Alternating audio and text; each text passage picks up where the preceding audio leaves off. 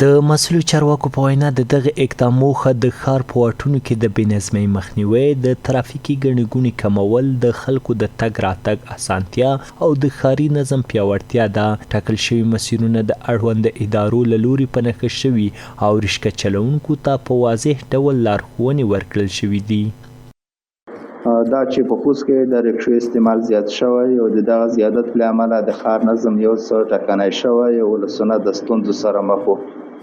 د خوست ولایت د ښاري کمیسیون د تازه پرېکړې له مخې د ټولو ریکشاو لپاره د ښار په څنډو کې ځانګړي مسیرونه او تمځایونه تعین شوي دي چې د تیرو 2 ورځو راهیسې ټاکل شویو ځایونو ته د ریکشو د انتقال پروسه پیل شوې ده. بل لور ته ریکشو چلوونکي د ولایتي ادارې له دغه اقدام څخه خوښي څرګندوي او وایي چې د مشخص مسیرونو ټاکل به د دوی د کار اسانتیا، د وخت سپما او د خلکو د باور زیاتېدو لامل شي. دوی دغه پریکړه پر وخت او ګټوره بولي او د تطبیق هرکلی کوي. لکه مقصد یو ځای کې مشخصه ډره ته وټکي د سړک د سار نه به مونږ خلاص وو.